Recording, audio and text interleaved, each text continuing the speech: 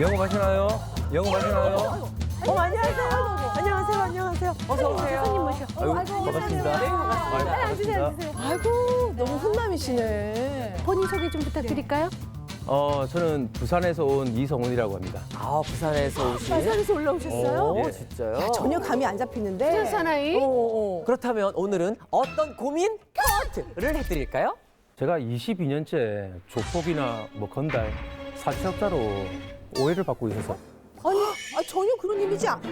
조폭으로 오해받고 계시다고요? 근데 전혀 느낌은 그런 느낌이 아니신데?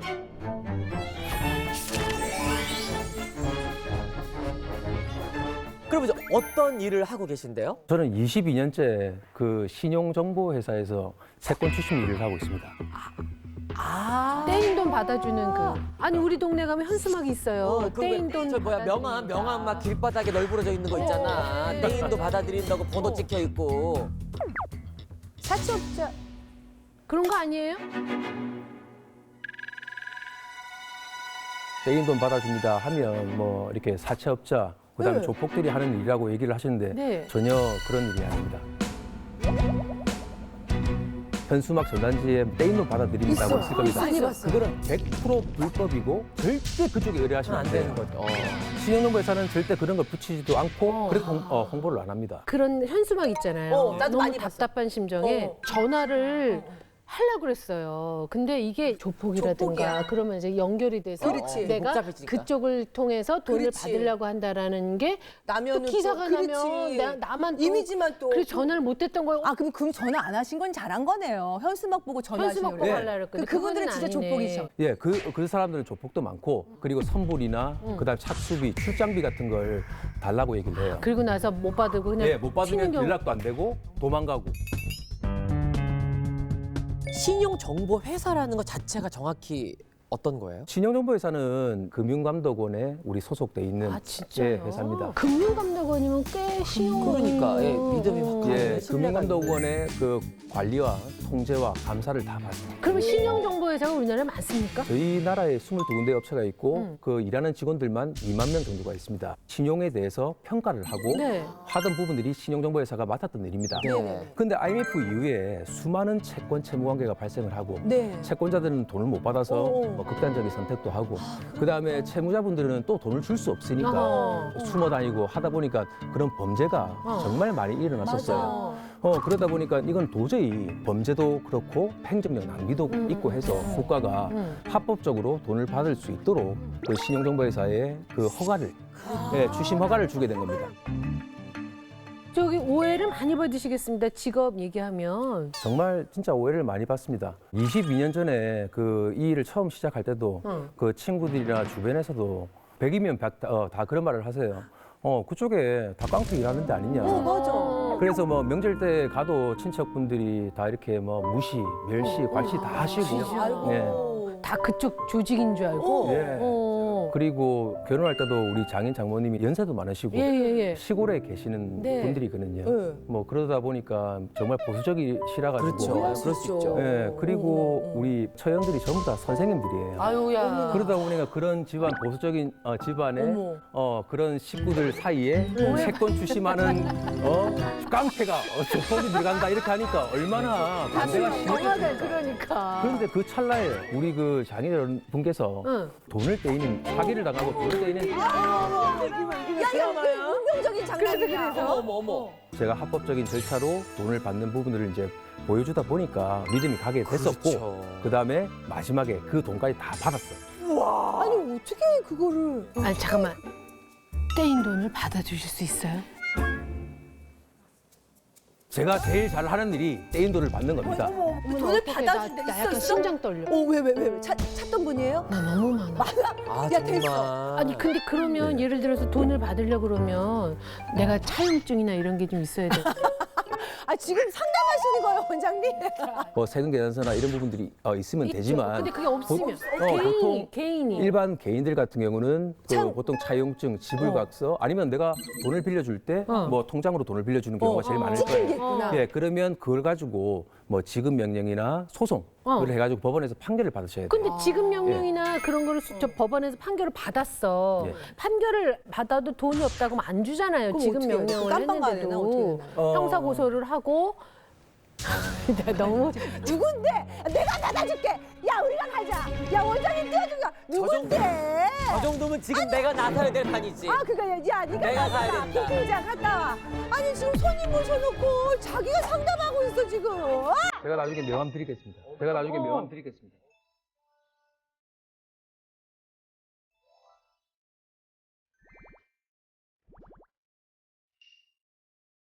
이제 돈을 받는 그 여러 가지 과정들은 계속 조회를 합니다. 통장은 뭘 쓰고 있는지, 어떤 소득 활동을 하고 있는지, 장사를 하나, 가족 관계는 어떤가. 대한민국에 땅 한 평이라도 있으면 우리가 다 잡아내거든요. 찾아내는 거야. 야 속이 우려나다. 속이 우려나다. 분명히 있을 거야. 일부러 남을 피해주기 위해서 했던 사기꾼이나 돈을 빼먹는 사람들, 그거는 충분히 받을 수 있습니다. 아니 그러니까 만약에 땅이 그런 것도 아무것도 없어. 그러면- 땅도 없어. 그럼 못 받는다는 얘기예요? 저희한테 들어오는 채권들 중에 거의 80% 이상은 채무자가 재산도 없고, 직업도 없고, 진짜로? 예, 그리고 아무런 통장 하나 자기 명의로 사용도 어머, 못하고 그럼 아무것도 어떡해? 없는 사람들이 막막하다. 80%입니다. 네. 그런 사람들 같은 경우는 어떻게 막막해. 없는데 어떻게 우리가 막막해. 하겠습니까? 그럴 때는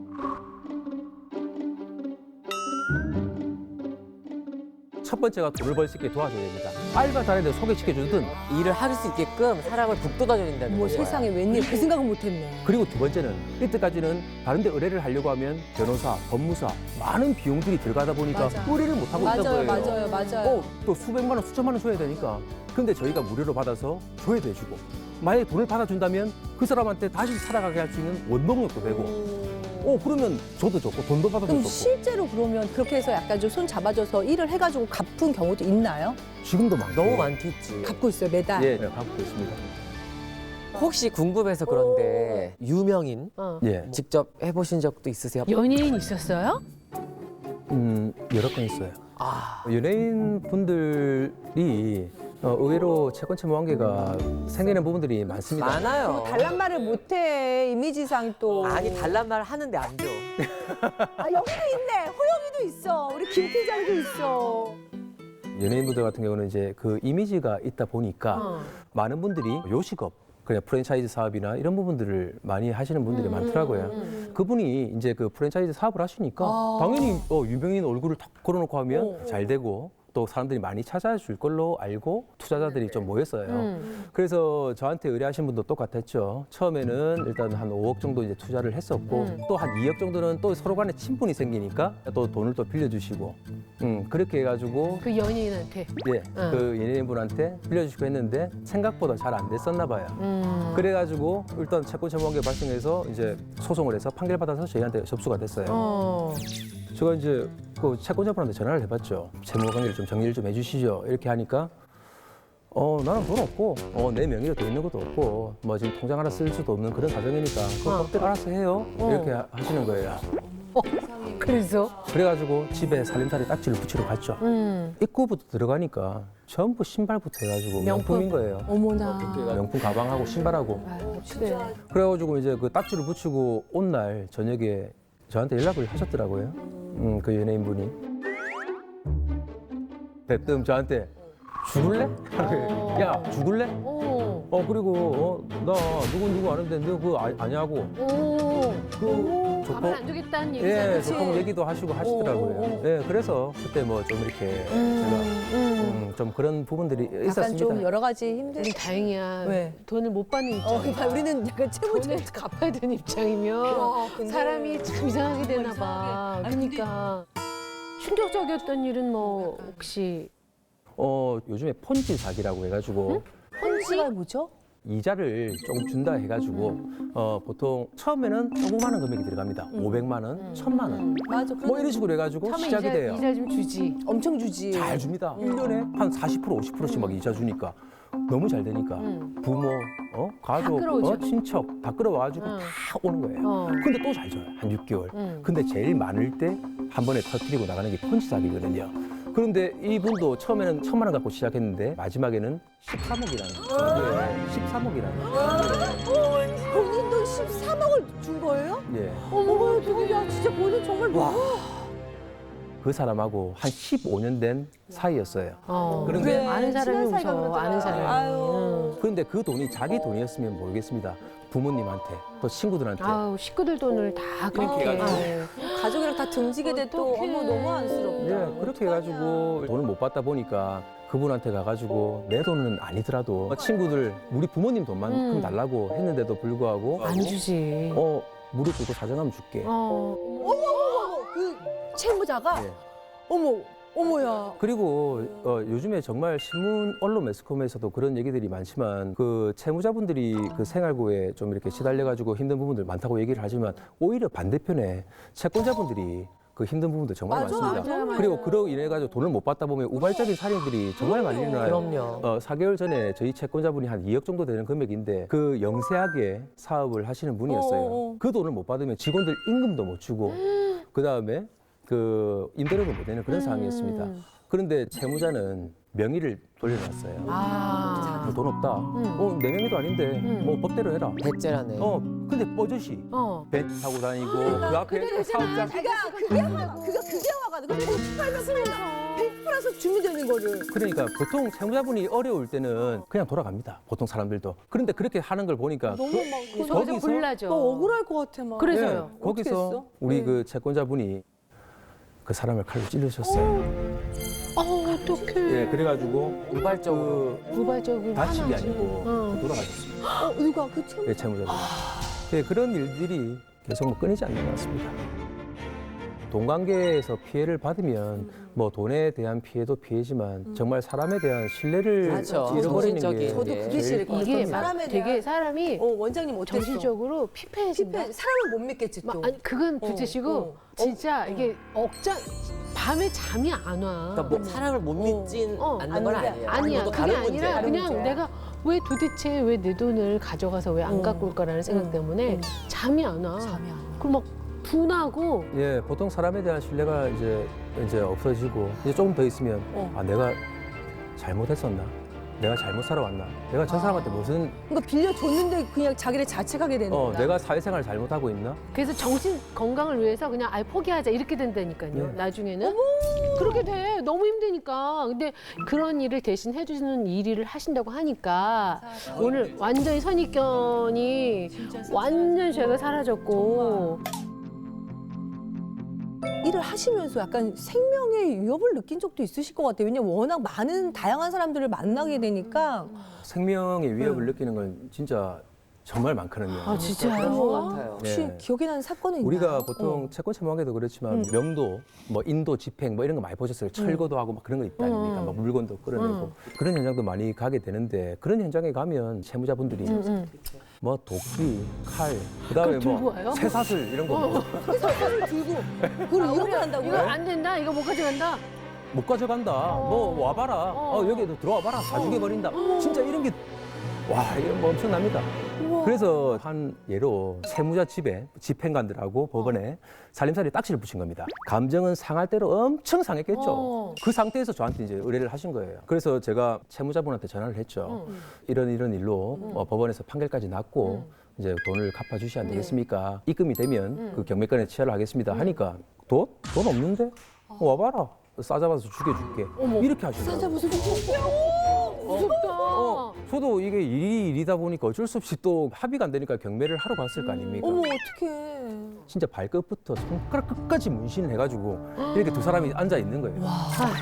그래가지고 어떡하면 좋아. 어떻게 해야 돼? 딱 칼 두 자루가 붕대를 감아가지고 웬일이야. 어머야 미치겠다 웬일이야. 진짜. 야 너 누구야? 마 니 누구? 이라는 거예요. 아 저 그 연락 드려도 그 이성훈입니다. 하니까 아 여기 들어와봐. 엄마 들어와봐 임마. 어떡해. 하는 거예요. 그래가지고 신발장까지 딱 들어가니까 친구 한 명이 뛰어오는 거예요. 어머. 옛날 문 보면 그 동그란 잠그는 잠그는 거 거 있잖아요. 있죠. 동그란 거 잠그고 위에 시건 장치 있잖아요. 그 시건 장치를 잠그는 거예요. 시건 장치를. 공포영화 나오는 그런 거. 어머 어떡해. 마침 그 찰나 또 채무자가 일어나네요. 어떡해. 어머. 그래요 칼을 들고 칼을 들어. 예 칼. 말도 안 되고 칼 들고 이렇게 찍는 거예요. 근데 이렇게 해가지고 이렇게 손을 이렇게 됐어요. 이렇게. 막았어, 그래? 네, 칼을 잡았어요? 이 손을 잡았어요. 손을 근데, 손을. 그러다 보니까 힘이 세니까. 그렇지. 저보다 힘이 세니까 어떡해. 넘어간 거예요. 어머, 어떡해. 그래가지고 한 5분 동안 엎치락뒤치락 했습니다. 결국은 그렇게 신랑이 하다가 그날 뭐 한 100만 원 정도 받았습니다. 한 100만 원 정도 받았습니다. 야, 100만 원 줬어? 그분이, 그 문신한 분이 줬어?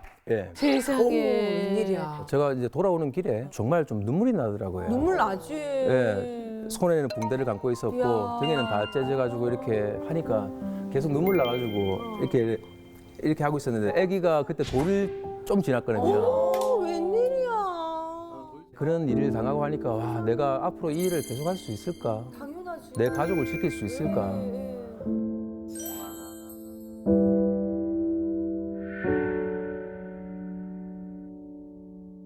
이 일을 꿋꿋하게 하는 이유가 또 있을 것 같아요. 지금 우리나라 같은 경우는 정말 전체 그 우리 법원의 소송 사건을 보면 2021년도 기준 629만 건에 달하는 소송 사건이 있을 겁니다. 629만 건?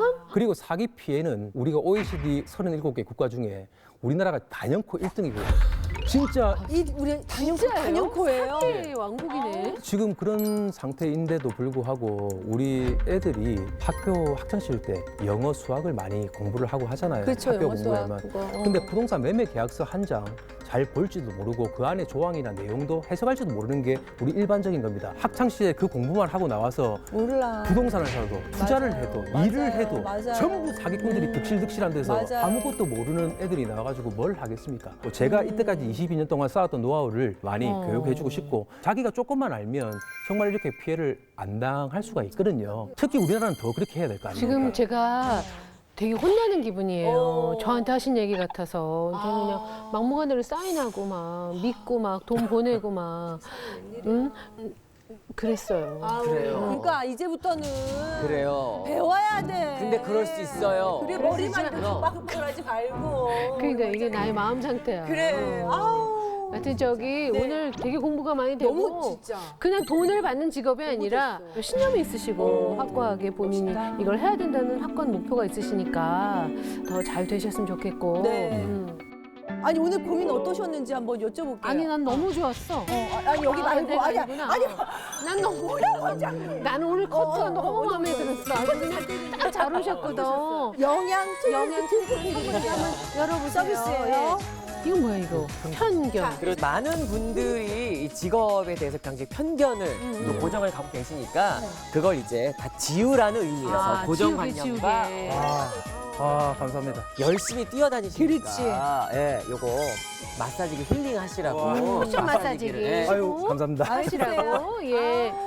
오늘 방송을 통해서 그냥 뭐 조폭으로 뭐 이렇게 오해를 받으셨던 그런 아니네. 부분들이 많이 오해가 풀리셨을 거예요. 아니 저부터도 다른 사람들 뒤제치고 저부터도 완전 오해가 풀렸어요. 제 마음이 뻥 뚫린 것 같아요. 진짜.